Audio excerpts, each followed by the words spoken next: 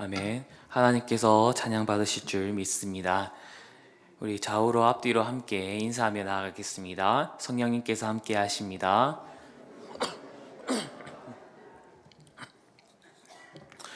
우리가 사도행전 2장을 보면 이제 예수님께서 하나님께서 약속하셨던 그 성령이 이제 임함을 우리는 볼 수 있게 됩니다.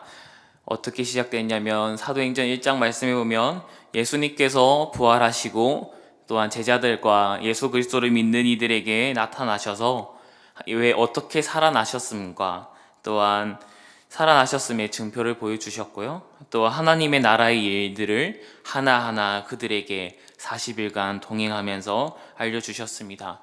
그리고 예수님께서는 제자들에게 예루살렘을 떠나지 말고 자신에게 들은 하나님의 약속하신 것을 기도하며 기다리라고 말씀하셨습니다.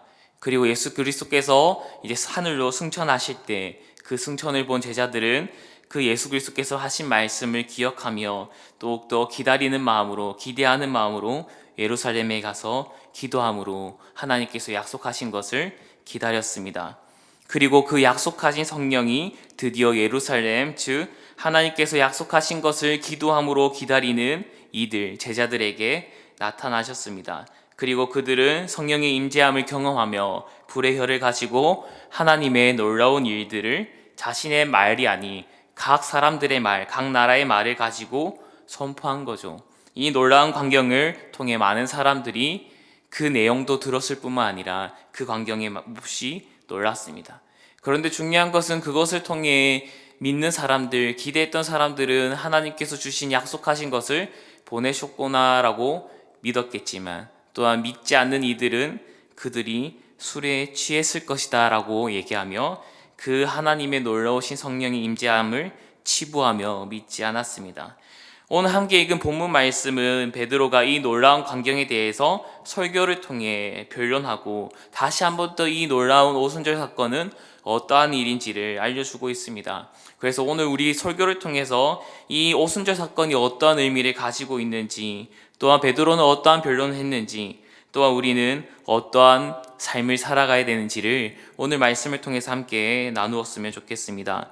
앞서 말씀드린 것처럼 성령님께서는 예루살렘에 임재하셨습니다. 오순절 사건이 일어나게 된 거죠. 제자들과 예수님을 따른 이들에게 임재하셨고 그들을 통해 하나님의 놀라운 계획을 그들의 말이 아닌 다른 나라들의 말을 통해서 모든 이들이 한 번에 들을 수 있게 하나님께서는 은혜를 베푸셨죠. 그들은 갈릴리 지역에 있는 사람들이어서 다른 나라의 말을 배우기에는 몹시 이제 희박했던 일이었습니다. 그래서 갈릴리 사람들이 다른 사람들의 말을 가지고 이야기하고 말을 선포했다라는 것은 한편으로는 참으로 대단한 일이죠. 그럼에도 불구하고 그것을 본 많은 사람들은 술에 취한 것이다 라고 치부하기 급급하기 바빴습니다. 그때 이 말을 들은 베드로가 그들 앞에 나와 이제 설교를 하게 되며 또한 이 일은 술에 취한 것이 아니다라고 변론한 겁니다. 당시 이 오순절 사건이 일어났던 시간대는 우리 현재의 시간으로는 오전 9시, 그들에게서는 아침 기도하는 시간입니다. 그렇기 때문에 이 시간상이나 배경상으로 보았을 때에도 그들이 술에 취했다라는 것은 전혀 옳지 않다라는 거죠. 그럼에도 베드로는 친히 그렇게 변론함에도 불구하고 더욱더 이 사건이 무엇인지, 어떠한 사건인지를 하나님의 놀라운 사건임을 베드로는 설교를 통해 하나하나 알려주고 있습니다. 베드로의 설교를 통해 우리가 알 수 있는 것은 이 오순절 사건이 하나님께서 구약의 말씀을 성취한 것임을 알려주고 있는 것입니다. 첫 번째로 베드로는 이 오순절 사건은 하나님께서 구약 시대 때 이미 예언하시고 약속하신 것을 지금 성취하고 있는 것이다라고 그들에게 알려주며 또한 성령의 임재를 경험한 이들에게도 다시 한 번 더 각인을 시켜주고 있는 것입니다. 우리 오늘 본문 말씀은 아니지만 오늘 본문 말씀 앞에 있는 사도행전 2장 16절에서 18절까지 말씀을 함께 읽어보도록 하겠습니다. 이는 곧 선지자 요엘을 통하여 말씀하신 것이니 일러스되 하나님이 말씀하시기를 말세에 내가 내 영을 모든 육체에 부어주리니 너희의 자녀들은 예언할 것이요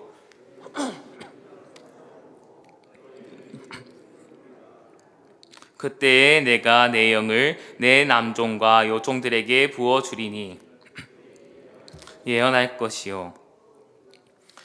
하나님께서는 선지자 요엘을 통해 하신 말씀을, 그 예언들을 친히 성취하셨음을 베드로는 알려주고 있습니다. 이러한 성령의 역사함을 통해 하나님의 놀라운 말씀의 성취를 보게 하시고 꿈을 꾸게 하신다라는 거죠. 하나님께서는 이 율법의 마지막 시대가 마무리가 되고 이제 새로운 성령의 시대가 도래해서 요엘 선지자가 예언했던, 하나님께서 약속하셨던 그들 자녀들이 예언하고, 또한 젊은이들이 환상을 보고 늙은이들이 꿈을 꾸는, 또한 남종과 여종이 또한 구분 없이 차별 없이 하나님의 성령의 놀라운 역사함을 받는 그 시대가 이제 도래했다라는 것을 이미 요엘 때에서부터 하나님께서는 말씀하시고 약속하신 것이 이제 성취되고 있음을 베드로는 그들에게 알려주고 있는 것입니다. 베드로는 이러한 요엘의 성취, 하나님께서 하나님의 영을 부어주시는 것은 모든 세대에게 주어지고 있음을 알려주고 있습니다. 하나님께서 주시는 이 성령은 남녀노소 구분하지 않고, 이제는 남종과 여종을 또한 구분하지 않고 누구의 차별 없이 하나님께서는 성령을 부어주실 것을 말씀하고 있는 것입니다. 그렇기 때문에 즉 우리가 이것을 통해서 알 수 있는 것이 무엇입니까? 하나님께서는 낮은 자, 높은 자 차별하지 않고 오직 믿는 자에게는 성령을 부어주신다라는 겁니다. 믿는 자 안에서 차별 없이 하나님은 성령을 부어주신다라는 겁니다. 그렇기 때문에 너희는 예수 그리스도의 그 이름을 믿고 나아가야 된다라고 베드로는 설교를 통해 선포하고 있는 겁니다. 하나님께서 이렇게 성령님을 이 땅에 부어주시는 이유는 무엇입니까? 성령으로 거듭나게 하셔서 하나님의 말씀, 즉 복음의 사명과 하나님의 마음과 뜻을 다하여 실천할 수 있도록 하기 위해 하나님께서는 성령님을 보내시겠다라고 약속하시고 말씀하신 것입니다. 하나님께서는 이스라엘 백성들에게 율법을 주셨습니다. 하지만 하나님께서는 그들이 율법을 완전히 지키지 못할 것을 알고 계셨습니다. 그래서 신명기 말씀을 통해서 하나님께서는 너희가 이 율법, 너희가 나의 말씀을 지킬 수 있도록 내가 나의 영을 보내주겠다라고 미리 약속하셨습니다. 신명기 30장 6절 말씀을 함께 읽어보도록 하겠습니다. 내 하나님 여호와께서 내 마음과 내 자손의 마음에 할례를 베푸사 너로 마음을 다하며 뜻을 다하여 내 하나님 여호와를 사랑하게 하사 너로 생명을 얻게 하실 것이며, 하나님께서는 마음의 할례를 베푸시겠다라고 말씀하십니다. 이것이 무엇입니까? 우리의 연약함을 아시고 마음의 할례, 즉 성령을 통해서 다시 한 번 더 거듭나서 너희가 나의 말씀을 지킬 수 있도록, 나를 사랑할 수 있도록, 더욱더 생명을 얻을 수 있도록 내가 성령을 주겠다라고 미리 이미 하나님께서는 말씀하셨습니다. 그리고 이 말씀을 근거하여 다시 한번 또 요엘을 통해서 너희가 이러한 죄를 저지르어도 나의 말씀 안에 거한다면, 너희가 하나님의 영을 사모하고 구한다면 그 말세에 너희는 그 영을 받게 될 것이다 라고 말씀하신 것입니다. 하나님은 우리의 연약함을 너무나도 잘 아시는 분이십니다. 그리고 너무나 사랑하시는 분이시죠. 우리를 위해 이미 성령님을 예비하시고 보내주셨기 때문입니다. 그래서 하나님의 말씀을 떠나 살아가는 우리를 위해 하나님은 모든 것을 이미 준비하시고 성취하셨습니다. 우리는 그것을 믿고 나아가기만 하면 된다고 하나님께서는 이미 오늘 말씀을 통해서 알려주고 있습니다. 하나님을 떠난 이들에게 하나님의 사랑 안에서 더욱 머물게 하고 말씀에 순종할 수 있도록 하나님께서는 성령님을 우리에게 보내주셨습니다. 성령님이 임할 때 우리는 그분의 놀라운 말씀을 다시 한 번 더 보게 되며, 또 하나님께서 주시는 그 비전과 꿈을 가지게 되며 그 일들을 누릴 수 있게 되는 것입니다. 이와 더불어서 오순절 사건이 도래함으로써 성령의 시대가 실현되었음을 하나님께서는 보여주셨고, 이제는 그 이후에 최후의 심판 때도 올 것임을 확정하시고 선포하고 계시는 것입니다. 그래서 이 오순절의 사건은 성령님이 이 땅에 강림하신 사건은 한편으로 하나님의 약속의 성취도 되지만 이후에 최후의 심판까지도 내가 약속하고 실천하고 성취하겠다라는 것을 말씀하고 계시는 것입니다. 그래서 베드로는 이를 통해 우리는 성령의 시대를 왔고 또한 성령님을 통해 거듭나고 예수 그리스도의 이름을 믿음으로써 그 성령을 받으며 나아가야 된다라고, 예수 그리스도의 이름을 믿는 자만이 구원이 있을 것이다라고 오늘 베드로의 설교회를 통해서 우리는 알 수가 있는 것입니다. 두 번째로 베드로는 이 설교를 통해서 오순절 사건은 하나님께서 예수 그리스도를 죽음과 부활하심을 계획하셨고 성취하신 일이다라고 말씀하시는 겁니다. 쉽게 얘기해서 예수 그리스도의 그 죽음과 부활하심은 하나님께서 이미 예전부터 계획하시고 또한 성취하신 일이다, 사실이다라고 베드로는 알려주고 있는 것입니다. 베드로는 이 성령의 임재를 통해서 예수님의 죽으심과 부활하심이 하나님의 계획이었구나라는 것을 그제서야 깨닫게 된 것입니다. 우리는 이미 성경 말씀을 통해 이 모든 일이 하나님의 계획임을 알고 있지만 그 당시에 예수님의 말씀만 듣고 나아갔던 베드로는 그제서야 성령님이 임재함을 경험하고서야 이 모든 일들이 하나님께서 약속하시고 우리에게 계획하셨던 것을 성취하고 계셨구나라는 것을 깨닫게 되었고 그 사실을 증언하게 된 겁니다. 오늘 본문 말씀 2장 23절에서 24절까지 말씀을 이 두 절 말씀을 함께 읽어보도록 하겠습니다. 읽겠습니다. 그가 하나님께서 정하신 뜻을 미리 아신 대로 내준 바 되었거늘 너희가 법 없는 자들의 손을 빌려 못 박아 죽였으나 하나님께서 그를 사망의 고통에서 풀어 살리셨으니 이는 그가 사망에 매여 있을 수 없었음이라. 아멘.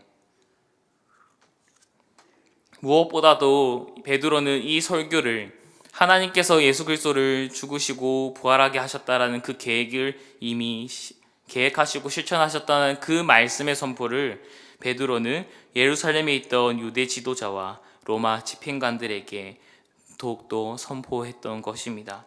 그들에게는 충격이었을 것입니다. 한편으로는 두려운 것들이 이제 실현되고 있는 것을 눈으로 본 거죠.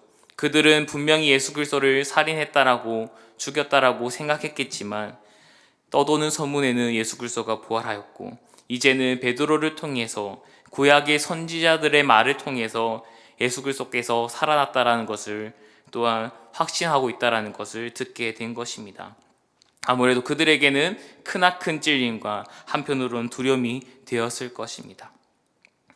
하지만 베드로는 이 설교를 통해서 더욱더 하나님께서 계획하시고 이 모든 것은 사실임을 다시 한 번 더 증명하는 데 집중하고 있습니다. 자신들이 죽였다라고 생각한 예수가 하나님의 계획이었고 부활한 것 또한 하나님의 계획임을 베드로를 통해 들었습니다. 그 증거가 바로 오순절 사건이다라는 거죠. 이 오순절 사건을 보여줌으로써 예수 그리스도의 죽음과 부활하심이 사실이다라는 것을 알려주고 있는 겁니다. 단순히 이 오순절 사건을 통해서 알 수 있는 것이 아니라 베드로는 이 오순절 사건을 통해서 다윗의 그 고백을 가지고 오게 됩니다. 다윗이 당시에 시편을 통해서 고백했던 그 말씀들이 이미 하나님께서 다윗에게 주신 예언임을 알려주고 있는 것입니다. 우선적으로 예수 그리스도의 죽음과 부활은 하나님께서 계획하시고 예언하심임을 베드로는 선포했고 그들의 죄악을 들춰내었고 또한 다윗의 고백을 통해 그 말씀이 하나님께서 구약에 이미 예언하신 사건이고 그리스도의 죽음과 부활하심은 이미 구약 때부터 하나님께서 말씀하신 것이다라고 알려주고 있는 것입니다. 베드로는 하나님의 계획이었음을 시편 16편 8절에서 11절까지 말씀을 다윗의 고백을 가지고 와서 오늘 본문 말씀으로 자신이 해석하여 선포하고 있습니다. 오늘 함께 읽었던 본문 말씀 25절에서 27절까지 말씀을 한번 함께 읽도록 하겠습니다. 다윗이 그를 가리켜 이르되 내가 항상 내 앞에 계신 주를 배웠음이려 나로 요동하지 않게 하기 위하여 그가 내 우편에 계시도다. 그러므로 내 마음이 기뻐하였고 내 혀도 즐거워하였으며 육체도 희망에 거하리니 이는 내 영혼을 음부에 버리지 아니하시며 주의 거룩한 저라오 썩음을 당하지 않게 하실 것이미로다.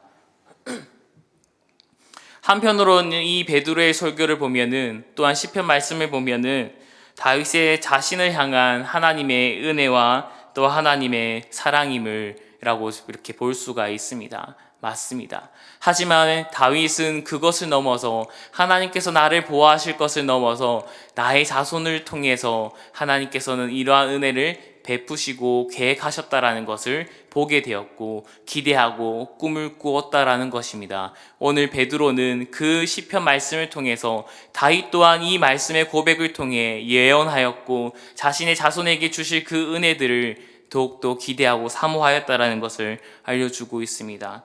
오늘 말씀에 보면 다윗은 음부에 빠지지 않을 것이다 라고 얘기했습니다. 하지만 베드로는 덧붙여서 얘기합니다. 우리는 다윗이 장사되었고 그의 무덤이 어디에 있는지 알고 있다.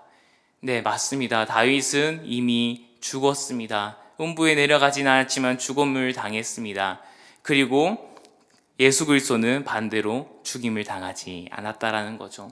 음부에 내려갈 수 없는 분이다라고 베드로는 고백하고 있습니다. 그렇기 때문에 이 다윗의 자손이신 예수 그리스도께서 이 말씀을 성취하셨고 하나님은 예수 그리스도를 통해서 이 예언, 다윗을 향한 그 약속을 지키시고 계시다라는 것을 그들에게 다시 한 번 더 알려주심으로써 예수 그리스도는 하나님의 아들이심을 다시 한 번 더 깨닫게 하였습니다. 더 나아가서 베드로는 이 다윗의 고백과 더불어 오순절 사건이 하나님께서 예수 그리스도를 죽으심과 부활하심을 계획하셨다라는 것을, 그리고 행하시고 성취하셨다라는 것을, 그리고 다시 한 번 더 하나님 본인께서 증언하고 계심을 베드로는 설교를 통해 고백하고 있습니다. 이 모든 것들은 예수님께서 공생의 기간 예수님 본인께서 선포하셨던 내용입니다. 그렇기 때문에 이 오순절 사건이 예수님께서 말씀하셨던 하나님의 그 약속들이 성취되고 있다는 것을 실질적으로 보여주고 있는 거죠. 공생의 기간 때 어떻게 됩니까? 예수 그리스도께서는 십자가에 달리실 것을 하나님께서 준비하셨다는 것을 이미 공생의 기간 때 말씀하셨습니다. 더 나아가서 예수 그리스도께서는 내가 하늘로 올라가서 하나님 우편에 앉을 때 하나님께서 약속하신 그 보혜사 성령님을 이 땅에 보내실 것이라고 이미 하나님의 계획을 공생의 기간에 말씀하셨습니다. 그리고 그 약속하신 모든 것들이 오늘 이 오순절 사건을 통해 일어나고 성취가 되었다라는 거죠. 결국 이 오순절 사건은 하나님께서 이 모든 약속을 성취하셨다라는 것을 반증하고 있는 것입니다. 바로 예수님께서는 하나님 아버지의 말씀을 전할 때 본인이 그의 우편에 있음을 이렇게 말씀하셨고, 베드로 또한 설교를 하셨고, 예수 그리스도께서 우편에 있을 때 이 땅에 하나님의 성령님이 임할 것임을 증언한 것입니다. 결국에는 이 오순절 사건을 통해서 하나님의 놀라우신 성취와 하나님의 놀라우신 계획을 다시 한 번 더 볼 수 있으며 하나님께서 예수 그리스도를 통해서 이 모든 것을 성취하셨음을 우리는 알게 되는 겁니다. 모든 것을 예수 그리스도를 통해 행했다라는 것을 이 오순절 사건을 통해 다시 한 번 더 알려주고 계시는 겁니다. 결국에는 우리가 알아야 될 것이 있습니다. 이 오순절 사건은 단순히 성령님만을 강조하고 있는 것이 아닙니다. 또한 성령님이 이곳에 와서 성령님을 통해 은사를 받아 다른 나라 사람들의 말을 하는 그 방언을 지금 보아라라는 그것을 말하고 있는 것이 이 오순절 사건의 핵심이 아닙니다. 오늘 본문 말씀 2장 36절 말씀을 함께 읽어보도록 하겠습니다. 그런즉 이스라엘 온 집은 알지니 너희가 십자가에 못 박은 이 예수를 하나님이 주와 그리스도가 되게 하셨느니라 하니라. 앞서 얘기했던 것처럼 이 오순절 사건은 단순히 성령님이 이 땅에 오셨다라는 것에 주목하고 있는 것이 아닙니다. 성령님이 어떠한 일을 하고 계시는지를 오늘 우리에게 알려주고 있습니다. 무엇을 알려주고 있습니까? 성령님을 통해서 더욱더 우리가 구원을 깨닫게 하며 더욱더 그 구원을 통해서 우리가 거듭날 수 있다는 것을 알려주고 있습니다. 더 나아가서 이 성령님이 이 땅에 오신 것은 우리가 그 성령님을 통해 예수 그리스도가 우리의 주이시며 그리스도가 되게 하신다라는 것을 알려주신다라는 거죠. 성령님을 통해서만, 성령님과 함께 동행할 때만 우리는 우리의 입술로 예수 그리스도께서 우리의 주이시며 그리스도이십니다라고 선포할 수 있다라는 것을 오늘 말씀은 알려주고 있습니다. 베드로는 이것을 강조하고 있습니다. 단순히 이 오순절 사건을 와서 이 모든 놀라운 일들을 봐라, 하나님이 하신 일이다가 아니라 하나님께서는 이 성령님을 보내셔서 이 놀라운 일을 보여주셨지만 이 놀라운 일을 통해서 우리가 성령님을 통해 거듭나고 하나님의 말씀을 더욱더 지킬 수 있게 되었고, 더욱더 우리는 입술로 예수 그리스도는 우리의 주이시며 그리스도이십니다라고 고백할 수 있게 된 것이다라고 고백하고 있습니다. 그렇기 때문에 베드로가 그 성령의 감동을 받아 자신들을 위협했던 유대 지도자들, 또한 로마 집행관들 앞에서 이렇게 설교를 하고 말씀의 선포를 할 수 있었던 것입니다. 결국 하나님께서는 오순절 사건을 통해 요엘의 예언과 다윗의 예언을 성취하셨습니다. 그의 계획을 모두 실천하셨습니다. 그리고 이를 통해 모든 이들이 성령님을 통해 거듭나야 하며, 거듭나며 온전히 예수 그리스도가 우리의 주가 되시며 그리스도가 되신다라는 것을 깨달음을 주셨습니다. 깨닫게 하게 하셨습니다. 성령님만이 우리가 믿음을 지키며 하나님의 말씀을 깨닫게 하시며 그 약속을 기대하게 하신다라는 것을 우리는 믿고 더욱더 성령님을 위해 우리와 함께 할 수 있도록 기도하며 붙들어야 된다라는 겁니다. 이와 더불어서 성령을 받은 이들에게는 부활의 신앙을 고백하게 하십니다. 베드로는 성령의 경험한 자로서 예수 그리스도의 부활을 고백하고 있습니다. 이와 마찬가지로 성령님을 경험하는 자들은 예수님의 부활처럼 우리 또한 부활을 경험하게 되며 하나님께서 주시는 영생을 누리며 하나님의 나라에 들어가게 될 것임을 고백하게 됩니다. 그리고 예수 그리스도를 영접하면, 성령님의 역사함을 경험하면 그 부활의 신앙을 고백할 수밖에 없다라는 것을 몸소 실천하며 증언하게 되는 겁니다. 날마다 입으로 간증할 수밖에 없도록 하나님께서는 성령님을 통해 놀라운 은혜를 경험하게 하시기 때문입니다. 그렇기 때문에 우리는 날마다 성령 하나님의 충만하심을 경험하며 그것을 위해 기도해야 됩니다. 그때 하나님의 약속에 대한 기대함이 생기게 되며 또 하나님께서 우리에게 약속하신 그 약속들을 믿을 수 있게 되기 때문입니다. 그 약속은 하나님에게 우리에게 영생을 주시고 그의 나라에 들어가게 하시겠다라는 약속입니다. 하나님께서는 예수 그리스도를 영접한 우리에게 한 성령님의 역사하심과 영원한 생명, 하나님 나라를 누리게 하겠다라고 약속하셨습니다. 우리가 하나님의 행하심에 대한 믿음이 없다면 우리는 성령 하나님의 충만하심과 하나님의 약속의 성취하심을 볼 수 없게 되는 거죠. 하나님의 약속을 믿지 못하게 된다면, 성령님과 함께 충만한 삶을 누리지 못한다면 우리는 하나님을 떠나 죽음을 경험하게 되고 암울한 결과를 맞이하게 되는 거죠. 성경 말씀에는 이러한 모습들을 대표하는 사건이 있습니다. 그 사건이 바로 바벨탑 사건인데요. 그때의 사람들은 하나님께서 주신 언약과 사명을 받은 자들입니다. 하지만 그들은 하나님께서 주시는 그 무지개 언약과 또 하나님께서 태초에 주셨던 그 사명들을 잊은 자들이었습니다. 하나님께서는 인간을 창조하시고 온 땅에 퍼져서 땅에 충만하며 땅의 모든 것들을 다스리고 또한 누리게 하셨습니다. 그리고 그것을 통해서 하나님께 영광 돌리게 하신 것이죠. 또한 하나님께서는 노아에게도 홍수 사건 이후에 노아에게도 동일하게 땅에 충만하며 다스리라고 명령하셨고, 또한 무지개를 보이심으로써 다시는 물로 심판하지 않으시겠다라고 약속까지 하셨습니다. 하지만 창세기 11장 노아의 후손들은 어느새 그 명령과 언약의 약속을 망각하며 살아갔는데요. 창세기 11장 3절과 4절을 함께 읽어보도록 하겠습니다.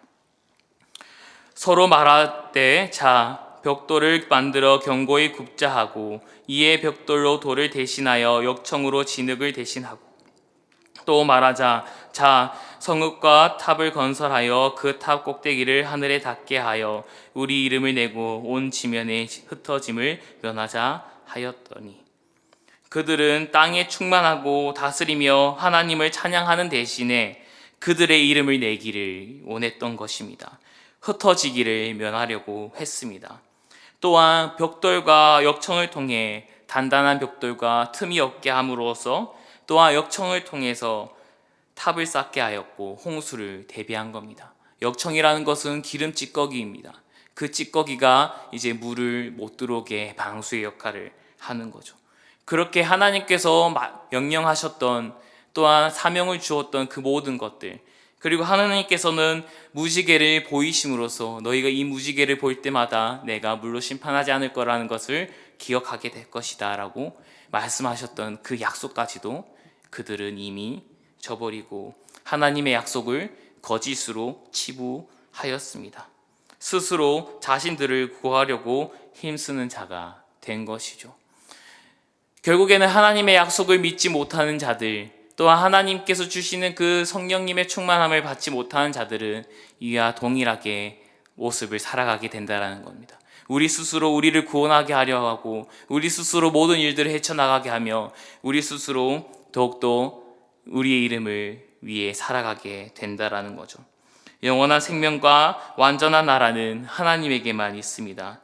그를 믿는 자에게 영생을 주어짐을 우리는 믿고 고백해야 됩니다. 오직 예수 그리스도만이 나의 주이시며 그리스도이심을 고백하며 증언해야 됩니다. 그렇기 때문에 우리는 날마다 성령님을 통해 거듭나야 된다라는 것을 오늘 말씀은 누누이 강조하고 있습니다. 베드로의 설교 이후 많은 이들이 마음의 찔림을 얻었습니다. 그리고 그들은 베드로에게 고백을 합니다. 우리가 어떻게 하면 좋겠습니까? 베드로는 이렇게 얘기합니다. 너희의 죄를 용서를 구하고 성령의 세례를 힘입어 성령님의 거듭남을 받아라 라고 말씀을 하고 있는 거죠. 결국에는 많은 이들이 베드로의 설교를 통해 복음을 듣고 십자가의 달리심을 믿게 되고 부활하심을 믿게 되고 더욱더 자신은 예수 그리스도를 십자가에 못 박힌 죄인임을 깨닫게 되고 용서를 구하게 됩니다. 결국에는 그들이 하나님께 성령님을 선물로 받게 되고 거듭나는 일들이 일어나게 되는 거죠. 그러한 이들이 오늘 본문 말씀 뒤에 보면 3,000명이나 된다라고 합니다.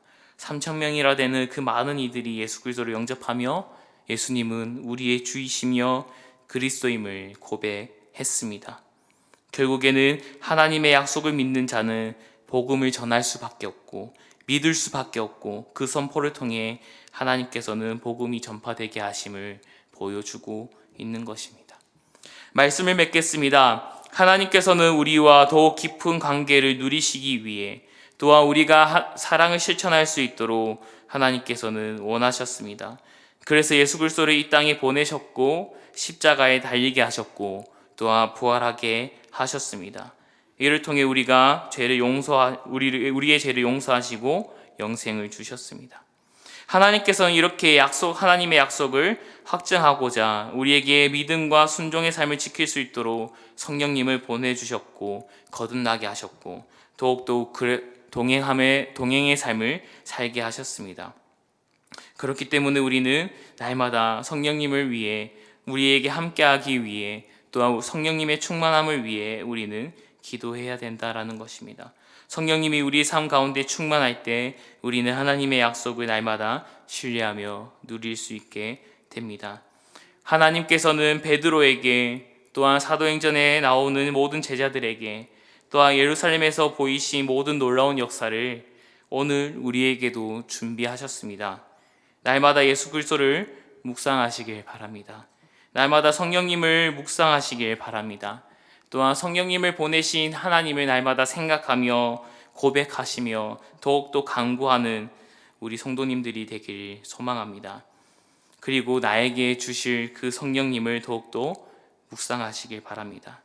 그때 놀라운 변화와 또 하나님께서 준비하신 놀라운 역사하심이 우리는 경험하게 되며 우리의 두 눈으로 보게 될 것입니다. 이러한 모든 것들이 우리 승동교회에 있기를 소망합니다. 성령님과 동행함으로 하나님께 주시는 그 영생과 하나님의 나라를 누리는 날마다 거듭남으로 하나님과 깊은 관계를 누리는 우리 사랑하는 성도님들이 되기를 간절히 소망하며 또 하나님께서 주시는 부활의 신앙이 더욱더 전해지며 예수 그리스도께서 나의 주이시며 그리스도이심을 증언하고 믿음의 선포를 하는 그 선포가, 그 은혜가 우리에게 나타나길 소망합니다. 그리고 우리를 위해 기도하는 것을 넘어서 우리 다음 세대들을 위해서 더욱더 기도했으면 좋겠습니다. 그들이 더욱더 성령님의 그 충만하심을 경험하며 성령님의 임재하심을 경험하는 세대가 되게 해주셔서 더욱더 다음 세대가 성령님을 고백하며 예수 그리스도의 그 살아나심을, 또한 우리를 위해 죽으시고 부활하심을 고백하며 증언하며 복음을 전하는 세대가 되게 하여 달라고 날마다 우리 성도님들이 다음 세대를 위해 기도하는 그러한 시간을 가졌으면 좋겠습니다. 기도하겠습니다.